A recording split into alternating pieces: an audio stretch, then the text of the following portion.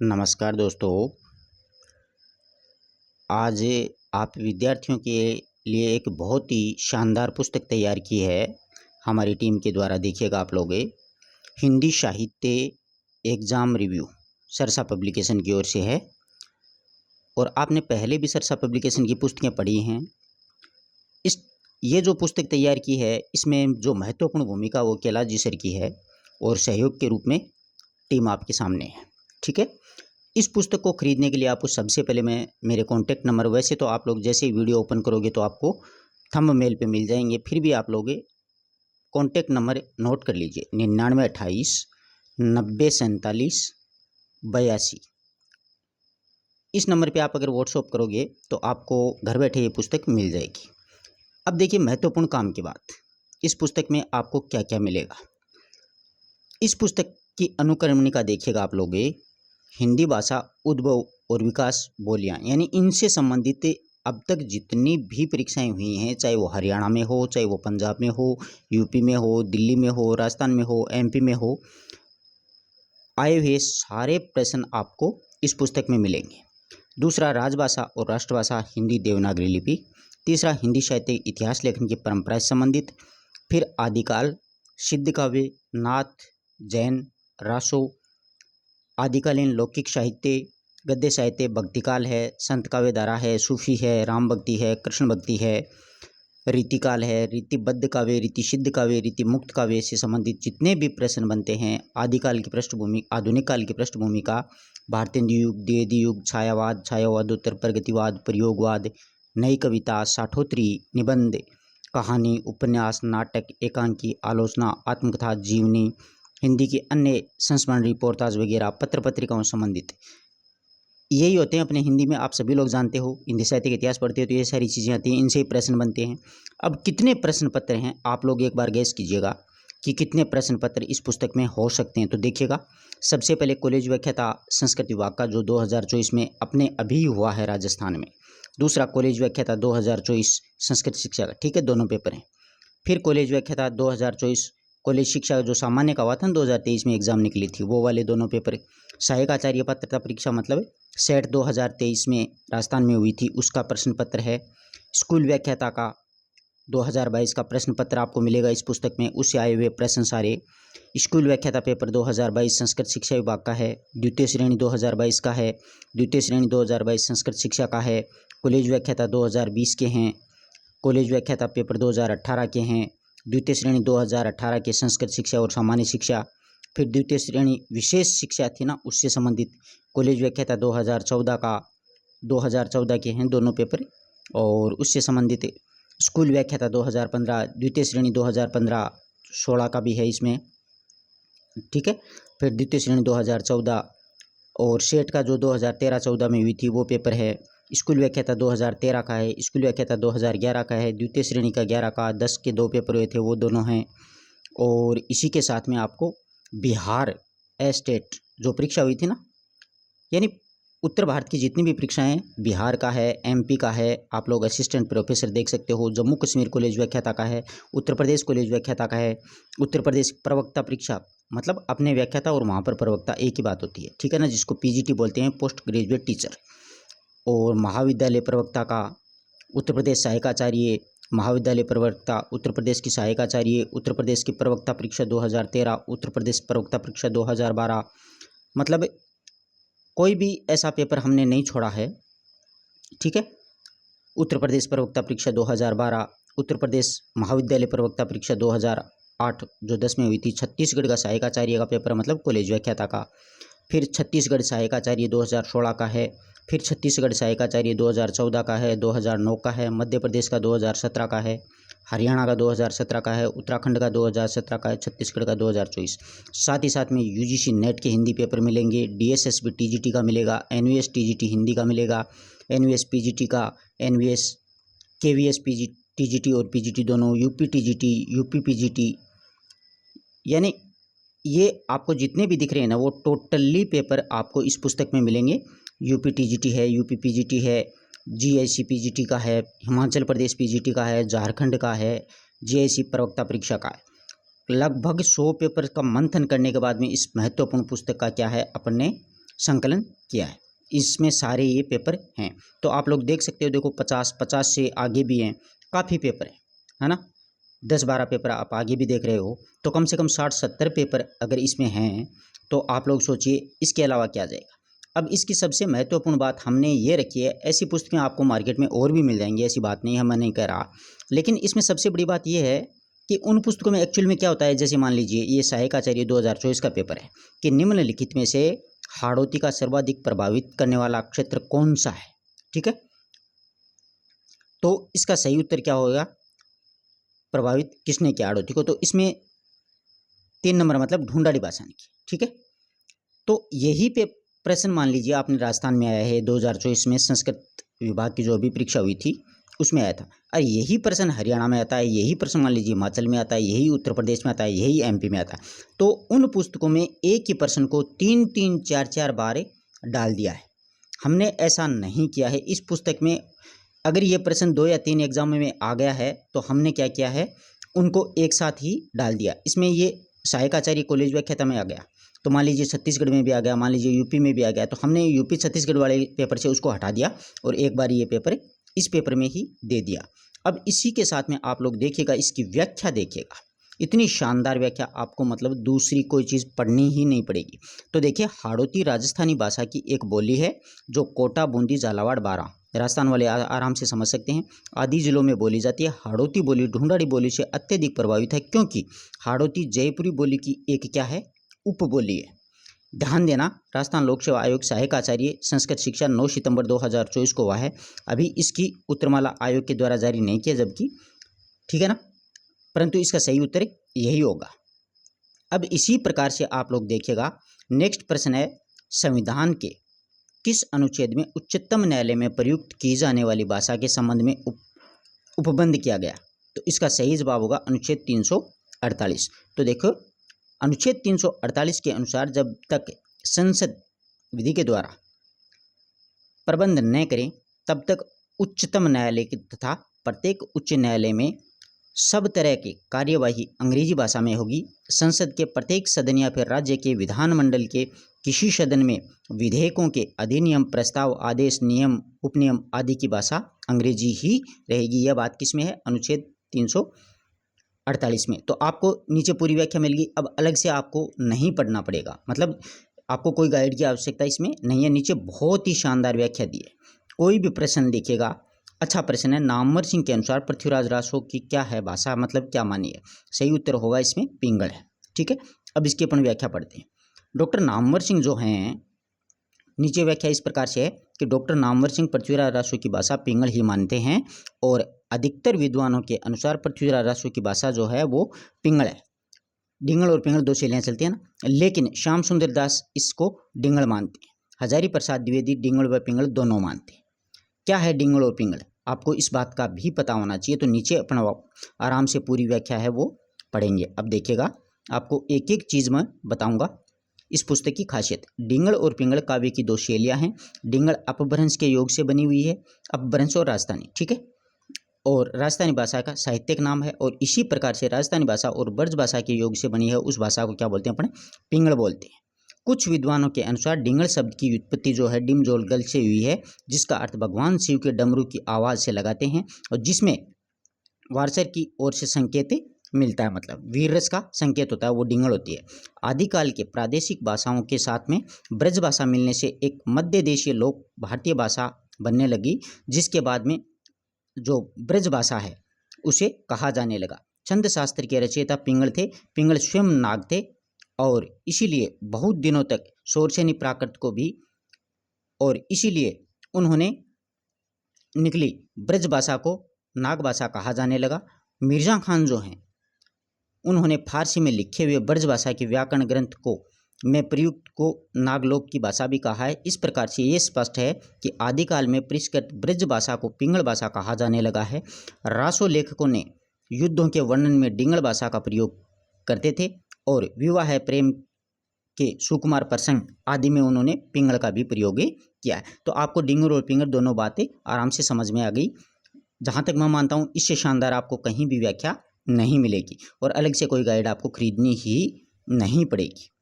इसी प्रकार से ये और प्रश्न है अब अपन कुछ आदि राष्ट्रभाषा से संबंधित है। देखो राष्ट्रभाषा का अगला प्रश्न आता है अपने सामने, संविधान में निम्नांकित अनुच्छेदों में राजभाषा हिंदी का प्रावधान मतलब किस अनुच्छेद में है? तो अनुच्छेद 343 से 351। अब व्याख्या पढ़िएगा आप लोग। अनुच्छेद 343 में संघ की राजभाषा के रूप में हिंदी और देवनागरी लिपि के रूप में इसको मान्यता मिली है। भारतीय संविधान ने 14 सितंबर 1949 को हिंदी और देवनागरी लिपि के रूप में मान्यता मिल गई है। इस कारण 14 सितंबर को प्रतिवर्ष हिंदी दिवस के रूप में मनाया जाता है। अनुच्छेद 120 के अनुसार संसद की कार्य जो हैं वो हिंदी और अंग्रेजी में होंगे। परंतु इसी अनुसार अब देखो पूरे अनुच्छेद दीजिए, अनुच्छेद 210 में क्या है, अनुच्छेद 344 में क्या है, अनुच्छेद 345 में क्या है, 46 में क्या है, इतनी शानदार व्याख्या है, 47 में क्या है, 48 में, आपको एक साथ सारी की सारी जानकारी है वो पढ़ने को मिल गई है। अलग से कोई गाइड आपको नहीं खरीदनी पड़ेगी। आगे बात समझ में, इस प्रकार से इसकी व्याख्या देखिएगा आप लोग, बहुत ही शानदार है। अब ये जो प्रश्न है, निम्नलिखित में से हिंदी और उर्दू के संघर्ष में शुद्ध भारतीय संस्कारी हिंदी को ही हिंदी का वास्तविक रूप किसने माना है? 3 नंबर प्रश्न है। तो इसका सही उत्तर है 2। राजा लक्ष्मण सिंह ने सन 1862 ईस्वी में अभिज्ञान शकुंतलम विशुद्ध हिंदी के अनुवाद किया था। और राजा जो लक्ष्मण सिंह हैं उन्होंने रघुवंश का अनुवाद भी लिखा था।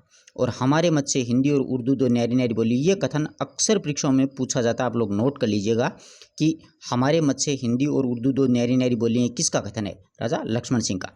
हिंदी इस देश के हिंदू बोलते हैं, उर्दू यहाँ के रहने वाले मुसलमानों और फारसी पढ़े हुए लोगों की बोलचाल की भाषा है। एक साथ 2, 4, 5 प्रश्न हैं वो क्लियर हो रहे हैं। अगर किसी विद्यार्थी किसी प्रकार की कोई शंका है तो आप लोग पूछ सकते हो। इसी प्रकार से मध्य प्रदेश सहायकाचार्य का पेपर आ गया है। फिर इसी प्रकार से आप लोग देख सकते हो हिंदी साहित्य के इतिहास से संबंधित आपको बता दूं कि हिंदी साहित्य इतिहास लेखन में इतिहासकारों ने साहित्यिक रचनाओं के रचयिता प्रस्तुत के रूप में शामिल नहीं मानी गई है। तो इसका सही उत्तर होगा मतलब राउलवेल रचना को नहीं माना था। यानी इतिहासकारों ने जो इतिहास लिखा उसमें कौन कौन सी पुस्तकों को शामिल किया है, किसकी सहायता ली है? तो राग सांगोद्भव, राग कल्पद्रुम, भक्तमाल है और कालिदास हजारा है। तो इसका देखिएगा आप लोग, नीचे व्याख्या देखिएगा, बहुत ही शानदार है। इस व्याख्या में स्पष्ट लिखा है कि राउलवेल आदिकाल में रोड़ा कवि के द्वारा रचित एक चंपू काव्य का मतलब गद्य और पद्य दोनों, आप लोग आराम से समझते हो इस बात को। राहुल नामक एक नायिका के नक्श का इसमें वर्णन है। साहित्यकारों और साहित्यिक रचनाओं का परिचय नहीं, शेष रचनाओं और कवियों का परिचय इसमें दिया गया है। हिंदी साहित्य के इतिहास की जानकारी देने वाले प्रारंभिक ग्रंथों में इस प्रकार से हैं कि गोकुलनाथ ने 84 वैष्णव की वार्ता 1568 में लिखी। इसमें वल्लभाचार्य और उनके शिष्यों का जीवन चरित है। इसी प्रकार से वल्लभ संप्रदाय के बारे में जानकारी मिलती है। 252 वैष्णव की वार्ता 1568 में लिखी, जिसमें विठलनाथ के शिष्यों की जानकारी है। माता दीन के कवित्र रत्नाकर है, इसमें कवियों कविताओं की संग्रह है। इसमें तात्कालिक प्रवृत्तियों के बारे में भी अपन को क्या है जानकारी मिलती है। शूद्रन के द्वारा कवि नामावली 1733 में है, इसमें कवियों के सामान्य परिचय मिलता है। यदुनाथ ने वल्लभ दिग्विजय लिखी है। भिखारीदास ने काव्य ने लिखी है। बाबा बेणी माधवदास ने मूल गोसाई चरित्र 1630 में लिखी है। नाभादास ने भक्तमाल है जो 1586 में लिखी है, जिसमें नाभादास हैं उसने ये ग्रंथ है वो भक्ति के प्रचार के लिए लिखा था, जिसमें 200 कवियों का वर्णन है वो मिलता अपन को। ध्रुवदास ने भक्तनामावली 1621 में लिखी है। अब देखो कोई भी चीज़ इस पुस्तक में है वो छोड़ी नहीं है। और तुलसी हरिराय ने कविमाला 1655 में, इस रचना में भी हरिराय के पुत्र जो तुलसीराम हैं उनकी रचना है, इसमें 75 कवियों का वर्णन मिलता है। कालिदास त्रिवेदी ने कालिदास हजारा है जो 212 कवियों का वर्णन मिलता है। कृष्णानंद व्यास ने है वो राग सारंगधर राग कल्पद्रुम 1843 में 200 कृष्ण भक्त कवियों का जीवन चरित्र मिलता है। यह ग्रंथ जो है राधा कांत देव ने संस्कृत में ग्रंथ शब्द कल्पद्रुम के आधार पर इसकी रचना की। राग सांगरोद्भव और राग कल्पद्रुम ग्रंथ की योजना 7 सर्गों में की गई है। यानी हर चीज़ इस पुस्तक में व्याख्या में हमने डाली है। बहुत ही मेहनत से ये पुस्तक तैयार की है। आप कोई भी प्रश्न उठा के देखिएगा, व्याख्या पढ़ते ही आपको बहुत अच्छा लगेगा। मतलब दूसरी किताब नहीं खरीदनी पड़ेगी, बहुत ही सरल सुबोध भाषा में लिखा है। हिंदी साहित्य का आलोचनात्मक इतिहास किसने लिखा है? यह सहायकाचार्य संस्कृत शिक्षा विभाग में आया है 2024 में। तो आलोचनात्मक जो इतिहास है वो डॉक्टर रामकुमार वर्मा के द्वारा लिखा गया है, 1938 में लिखा गया था। वर्मा ने हिंदी साहित्य के इतिहास को 693 ईस्वी से 1693 ईस्वी तक ही इसको शामिल किया है। इसमें देखो संधि काल ले दिया, फिर चारण काल, फिर भक्ति काल का समय, फिर रीतिकाल, फिर आधुनिक काल। आई बात समझ में? इसी प्रकार से आप कोई भी प्रश्न उठा के देखिएगा।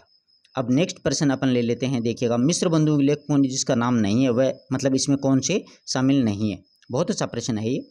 तो देखो श्याम बिहारी, सुखदेव बिहारी, और इसमें क्या है कि कृष्ण बिहारी एक मिश्र और हुए हैं, परंतु ये इनके भाई में शामिल नहीं थे। स्पष्ट लिखा है कि गार शाह ताशी, शिव सिंह सेंगर और गिरीशन के बाद में इतिहास लेखन का सबसे महत्वपूर्ण कार्य मिश्र बंधुओं ने किया। मिश्र बंधु का मतलब 3 भाई थे वो। इनमें मिश्र बंधु विनोद नामक एक ग्रंथ लिखा था। गणेश बिहारी, श्याम बिहारी, सुखदेव बिहारी, ये 3 भाई थे इसमें। ठीक है, इस प्रकार से आप लोगों को इसकी पूरी जानकारी है वो मिल रही है। किसी प्रकार की कोई दिक्कत आपको नहीं आएगी। इसी प्रकार आपको आदिकाल की पृष्ठभूमि में देखो, ये जैसे पहला प्रश्न अपन एक बार चेक कर लेते हैं कि साधारण ईस्वी सन और 10वीं से लेकर के 14वीं तक का जो काल है वो हिंदी साहित्य का आदिकाल कहा जाता है। ये कथन किस विद्वान का? तो ये कथन आचार्य हजारी प्रसाद द्विवेदी का। अब देखो, उक्त कथन हजारी प्रसाद द्विवेदी का है। दूसरी बात, आदिकाल के संबंध में ध्यान देने की ये बात कि इस काल में जो साहित्यिक सामग्री प्राप्त हुई है इसमें कुछ तो असंदिग्ध है, कुछ संदिग्ध है। हिंदी साहित्य के आदिकाल के विषय में ये कथन मतलब किसका? ये दूसरा प्रश्न इसमें दे दिया गया। तो इसका सही उत्तर है रामचंद्र शुक्ल कि आदिकाल की कुछ सामग्री तो संदिग्ध और कुछ असंदिग्ध है। यह बात किसने कही? तो यह बात आचार्य शुक्ल के द्वारा कही गई है। उक्त कथन आचार्य शुक्ल का है। अधिकांश कथन शुक्ल और हजारी प्रसाद द्विवेदी की ज़्यादातर पूछे जाते हैं। अब नेक्स्ट प्रश्न देखिएगा कि जॉर्ज ग्रियर्सन ने जो चारण काल की जो समय सीमा थी वो क्या निर्धारण की थी? तो जॉर्ज ग्रियर्सन 700 से 1300, जॉर्ज ग्रियर्सन ने चारण काल की समय सीमा 700 से 1300 ईस्वी मानी है। और हिंदी साहित्य के इतिहास लेखन में तीसरा ग्रंथ जो लिखा वो जॉर्ज अब्राहम ग्रियर्सन ने the modern vernacular literature of northern Hindustan नाम से लिखा। प्रकाशन 1888 में Royal Asiatic Society of Bengal के विशेषांक के रूप में प्रकाशित हुआ। और इनका एक काल विभाजन है, चारण काल दे दिया। फिर उन्होंने 15वीं शताब्दी से धार्मिक पुनर्जागरण, फिर जयसी की प्रेम कविता, फिर इसी प्रकार से उनका पूरा दिया है। ब्रज का कृष्ण काव्य है, मुगल दरबार दिया गया है, फिर तुलसीदास है, रीति काव्य का समय है, रीति तुलसीदास जी परिवर्तित कवि, महारानी विक्टोरिया के शासन में हिंदुस्तान की स्थिति, कंपनी के शासनकाल में हिंदुस्तान, 18वीं शताब्दी और अन्य कवि। देखो, आपको पूरी जानकारी उसी प्रश्न के नीचे मिल गई। आप आदिकाल उठा के देख लो, भक्तिकाल उठा के देख लो, रीतिकाल उठा के देख लो, जो भी। अब देखो, सिद्ध साहित्य के बारे में भी सारी जानकारी दे दी है। चलो एक प्रश्न, इसका पहला प्रश्न कर लेते हैं कि सिद्धों की सीधी सादी भाषा में लोगों ने खींचतानी करके दष्टकूट बना के उस भाषा को संध्या भाषा बना डाला है। और फिर तो उतनी ही दुर्बोध और क्लिष्ट हो गई है वो भाषा जो सिद्धों की कविता के विचार करते हुए। ये कथन मतलब किसका है? तो ये कथन राहुल सांकरत्यायन का है। उक्त कथन राहुल सांकरत्यायन का है। राहुल सांकरत्यायन ने बौद्ध सिद्धों में मुक्तक रचनाओं को संकलित करके हिंदी काव्यधारा नाम से एक रचना का प्रकाशन करवाया था। इस प्रकार से आदिकाल के बारे में असंगत कथन कौन सा है उसकी पूरी व्याख्या है। फिर इसी प्रकार के सरहपाद के वर्ण विषय में सम्मिलित कौन सी बात नहीं है? तो इसमें 4 नंबर का प्रश्न है, इसमें भोग मार्ग का पूर्णतः विरोध किया गया है। तो ये सरहपाद के बारे में सही नहीं है। तो इसके बारे में आप देखिएगा, पूरी जानकारी दी है कि सिद्धों में भोग मार्ग पर प्रतिबंध नहीं है, चूंकि साधना का ये भी एक अंग माना है। मच्छेंद्र नाथ ने अतिशय भोग विलास में लिप्त होने पर उनके जो शिष्य ने उन्हें चेताया था। मच्छेंद्र नाथ और गोरखनाथ दोनों ही सिद्ध थे, और गोरखनाथ ने नारी भोग का विरोध किया है। इसीलिए ही कहा गया है कि जाग मच्छेंद्र गोरखायो। ये पंक्ति आप लोगों ने पढ़ी है, परंतु ये क्यों कही इस बात का आपको आज पता चल गया। बाद में गोरखनाथ के कारण नाथ पंथ है वो नाथ पंथ प्रारंभ हो गया। गोरखनाथ जी के बाद में वो नाथ पंथ हो गया, वरना ये भी क्या थे? पहले सिद्धि थे। तो इस प्रकार से देखिएगा, एक एक चीज़ नाथ साहित्य के बारे में आ गई, वो सिद्ध साहित्य के बारे में थी। इस प्रकार से हर एक चीज़ का आपको नीचे व्याख्या मिलेगी। अब देखो, निम्नलिखित 3 नंबर का प्रश्न अपन देखते हैं। निम्नलिखित में से गोरखनाथ की इसमें से रचना नहीं मानी जाती है। ये 2024 में संस्कृत विभाग में आया हुआ है। इसमें 2 नंबर है योगसार। अब देखो, गोरखनाथ की रचना नहीं है, योगसार के रचनाकार जोइंदु हैं। अपभ्रंश भाषा में दोहा काव्य भी लिखे गए हैं। जोइंदु कवि ने परमात्मा प्रकाश, योगसार नामक के 2 ग्रंथ लिखे थे। जोइंदु ने ही दोहा काव्य है वो प्रारंभ किया था। सारी बात एक साथ ही कॉन्सेप्ट है वो क्लियर हो गया। ये इसी प्रकार जैन साहित्य। अब देखो, जैन साहित्य की अगर चर्चा करें तो एक ये प्रश्न ले लेते हैं अपन लोग, रंभा मंजरी वाला। रंभा मंजरी नाटिका किस जैन कवि की रचना है? तो ये जो है वो नैनचंद सूरी की है। रंभा मंजरी नाटिका है वो जैन कवि जैनचंद सूरी के द्वारा लिखी गई है। रणमल छंद काव्य के रचनाकार कौन है? रणमल छंद श्रीधर ने लिखा था। अब उसकी पूरी डिटेल आपको एक साथ ही मिल गई है। तो देखिएगा, रणमल छंद काव्य की रचना श्रीधर ने की है। आचार्य शुक्ल के अनुसार 1397 ईस्वी में हुई है। इसमें इडर के राठौर राजा रणमल और रणमल की विजय का वर्णन है, जो उसने पाटन के सूबेदार जफर खां से विजय प्राप्त की थी। ठीक है। फिर इसके अलावा और कवि हैं जैसे मधुकर कवि की रचना जयमेघ जस चंद्रिका 1186 में, इसका उल्लेख राठौर ख्यात में मिलता है। पुहुकर कवि रीतिकाल के कवि हैं और चंद्रशेखर संस्कृत के कवि हैं। पूरी व्याख्या आपको नीचे मिल जाएगी। दोहाबंद क्या होता है। अब ये एक प्रश्न और है अपने पास में, स्वयंभू ने पदड़िया बंद का प्रारंभ किया था। अब ये मतलब है किस प्रकार से, ठीक है, प्रवर्तक किसको माना जाता है। तो इसका सही उत्तर आएगा 2 नंबर। हजारी प्रसाद द्विवेदी ने अपना जो इतिहास लिखा था हिंदी साहित्य का उद्भव और विकास, उस पुस्तक में स्वयंभू ने पदड़िया बंद का प्रवर्तक या चतुर्भुजी कहा गया है। पदड़िया बंद चौपाई से मिलते जुलते उनके प्रत्येक चरण में 16 मात्राएं होती हैं। चतुर्भुज ने पदड़िया तथा जिंदसूरी ने अल्लाह बंद का प्रयोग किया है। अपभ्रंश साहित्य में 3 प्रकार के बंद पाए जाते हैं, दोहा बंद है, पदड़िया बंद है, गेयबद्ध बंद है। इसके अलावा छप्पे और कुंडलिया, ये भी मतलब एक छंद थे। अब दोहा बंद क्या होता है, पदड़िया बंद क्या होता है और गेय पद क्या होता है, थोड़ी सी जानकारी ले लेते हैं। तो ध्यान से सुनिएगा कि जैसे प्राकृत भाषा का अपना एक छंद गाथा है, उसी प्रकार से अपभ्रंश का अपना एक छंद होता है दोहा। इस दोहा छंद का दोहा जो बंद है, इसका प्रयोग निर्गुण प्रधान धार्मिक उपदेश के लिए, श्रृंगार वर्णन के लिए, नीति विषयक उक्तियां कहने के लिए और वीर रसपूर्ण रचनाएं करने के लिए होता है। पदड़िया जो बंद है, चरित काव्य के लिए पदड़िया बंद का खूब प्रयोग हुआ है। और पश्चिमी अपभ्रंश में चौपाई के बाद में दोहा का दत्ता दिए जाने लगा था, उसे ही पदड़िया बंद कहा जाने लगा है। बाद में चौपाई के बाद में दोहे रखने की परंपरा कड़वक शैली कहा जाने लगा है। और भक्ति काल में संतों की चौपाई रमेनी और दोहा साखी कहा जाने लगा। अब गेय बंद की चर्चा करें तो इसमें अपभ्रंश में गेय पदों की रचना भी हुई है। हेमचंद्र ने 2 प्रकार के अपभ्रंश रचनाएं की हैं। एक अपभ्रंश साहित्य का, दूसरी अपभ्रंश ग्राम्य अपभ्रंश है। ग्राम्य अपभ्रंश साहित्य की दृष्टि से अग्रसर भाषा थी और इसी भाषा में पदों के गाने के लिए गेय पदों की रचना हुई है। जोइंदू नामक कवि ने 6ठी शताब्दी में परमात्म प्रकाश और योगसार नामक जो रचनाएं लिखी, वो अपभ्रंश के 2 काव्य से प्रारंभ हुई और इनकी परंपरा है वो 15वीं शताब्दी तक चलती रही। देखो पूरी जानकारी दे दी आपको, एक ही पुस्तक में एक ही प्रश्न के नीचे सारी मतलब पूरी जानकारी। इसी प्रकार से रासो काव्य के नीचे भी आप देख सकते हो, पूरी अच्छे से डिटेल दी है। कोई भी प्रश्न उठा के देख लीजिएगा आप लोग, आदिकाल की लौकिक रचनाओं में जो भी प्रश्न परीक्षा में आए गए उनकी पूरी व्याख्या दी गई। जैसे खुसरो की हिंदी रचना इनमें से कौन सी मानी जाती है, तो इसमें है पहेलियाँ। तो देखो अमीर खुसरो ने आदिकाल में खड़ी बोली काव्य की रचनाएं की हैं। पहेलियाँ, मुकरियाँ, गजलें विधाओं में अमीर खुसरो है वो खड़ी बोली का प्रयोग करते थे। एक एक चीज, हर एक प्रश्न के नीचे बहुत ही शानदार व्याख्या। भक्तिकाल की भी आप लोग देख सकते हो। देखो पहला प्रश्न इसमें आया है कि कवि और उसके प्रमुख कार्य क्षेत्र की दृष्टि से सुमेलित विकल्प इसमें से कौन सा नहीं है। तो 1 नंबर नामदेव गुजरात के नहीं है, महाराष्ट्र के हैं। नामदेव गुजरात से संबंधित नहीं है, नामदेव का संबंध है वो महाराष्ट्र से ही है, ठीक है। ये संत काव्य दायरे में आते हैं। आंडाल किस परंपरा में परिणित मानी जाती है। तो आंडाल जो है वो आलवार संत रही है। अब आंडाल की पूरी जानकारी आपको मिल जाएगी। तो देखो भक्त कवयित्री आंडाल को आलवार में शामिल किया जाता है। दक्षिण भारत में शैव भक्तों को नैनवार और वैष्णव भक्तों के आलवार कहा जाता है। तमिल भाषा में रचने वाले वैष्णव भक्त आलवार भक्त कहलाए हैं।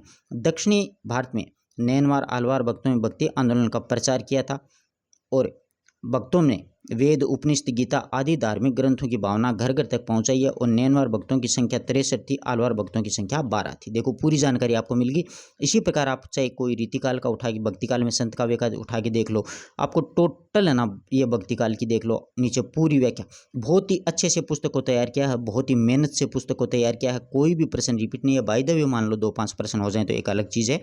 और ये पुस्तक है आपको बुधवार तक हमारे पास उपलब्ध हो जाएगी। आप बुधवार से है आप लोग ऑर्डर कर सकते हैं। मतलब आज तारीख हो गई है, अपने सामने देखिएगा 5 तारीख, तो 6, 7, 8 तारीख तक आप लोग पुस्तक का ऑर्डर कर सकते हैं और आपको बाय डाक आपके घर पे ही भेजी जाएगी। कोई भी बुक स्टोर पे हम उपलब्ध नहीं करवाएंगे। पुस्तक बहुत ही शानदार है। एक बार पुस्तक खरीदोगे आपको वास्तव में आत्मा खुश हो जाएगी। आपको ऐसा लगेगा कि वास्तव में मार्केट में कोई अच्छा कंटेंट उपलब्ध करवाया है।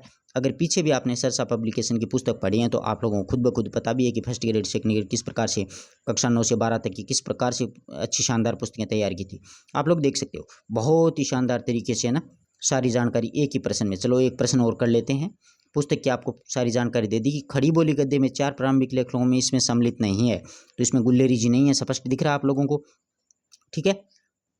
इस 4 लेखकों में देखो लल्लू लाल जी। अब इन चारों लेखकों की जानकारी, सदाशुक लाल न्याज हैं, उन्होंने सुख सागर लिखी है, ठीक है। ईसा अल्लाह खान ने रानी केत की कहानी, उदयवाहन चरित्र दूसरा नाम है। लल्लू लाल ने प्रेम सागर, सदल मिश्र ने नासिक के तो व्याख्यान, पूरी जानकारी एक ही साथ में आपको मिल गई है। समझ रहे हो बात को। इस प्रकार से आप देख सकते हो भारतेंदु युग जो है उसमें भी मतलब बहुत ही शानदार अच्छे से व्याख्या दी गई है। प्रत्येक प्रश्न के नीचे आप पढ़ सकते हो, बहुत शानदार। अब साकेत का मैथिल गुप्त के द्वारा लिखित पद्यबद्ध रूपक इसमें से कौन सा नहीं है, तो साकेत नहीं। तो देखो मैथिल गुप्त के द्वारा लिखित साकेत पद्यबद्ध रूपक नहीं है, एक महाकाव्य है। और पद्यबद्ध रूपक का अर्थ होता है काव्य नाटक। पद्यबद्ध रूपक का मतलब क्या होता है? काव्य नाटक। मैथिल गुप्त ने 3 नाटक लिखे हैं, चंद्रहास, तिलोपमा और अनघ। अब साकेत की पूरी जानकारी है, महाकाव्य श्रेणी में आता है। इसमें 12 सर्ग हैं, दूसरा बड़ा राम काव्य संबंधित बड़ा ग्रंथ है, मतलब रामचरितमानस के बाद में। और लक्ष्मण की पत्नी उर्मिला के चरित्र का इसमें वर्णन है, वो किया गया। बहुत ही शानदार व्याख्या दी गई है, आप लोग आराम से पढ़ सकते हो पूरी चीज़ें।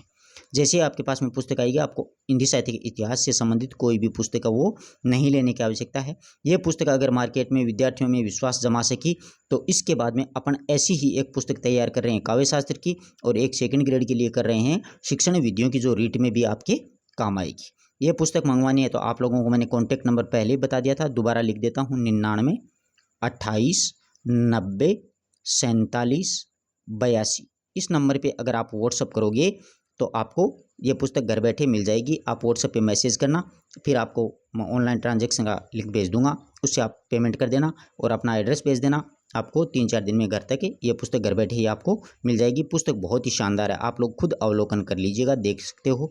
पूरी पुस्तक के मैं आपको व्यू दिखा रहा हूँ। इतना शानदार तरीके से कोई भी कंटेंट है वो तैयार नहीं करता है, क्योंकि पुस्तकों में रिपीट कर देते हैं और उनके पन्ने बढ़ा देते हैं और उसमें बहुत मोटी कर देते हैं, उससे कोई औचित्य नहीं है। जब एक प्रश्न राजस्थान में आ गया, वही यूपी में आता है, वही हरियाणा में आता है, वही एमपी में आता है, तो उसी प्रश्न को बार बार डालने से मतलब कोई मतलब नहीं निकलता उस चीज़ का। यह मुझे खली थी, ये बात अच्छी नहीं लगी थी, इसीलिए इस पुस्तक का वो निर्माण किया गया है और कुछ त्रुटियां थी उनको दूर किया गया है और बहुत ही शानदार तरीके से इस पुस्तक को है तैयार किया गया है। कुबेरनाथ रॉय की रचना इनमें से कौन सी नहीं है? तो तुम चंदन हम पानी। तो तुम चंदन हम पानी ये विद्यानिवास मिश्र हैं, तो हजारी प्रसाद द्विवेदी जी का कुबेरनाथ रॉय के साथ में विद्यानिवास मिश्र के ललित निबंधकारों के लोकप्रिय श्रेय में क्या है शामिल किया गया है।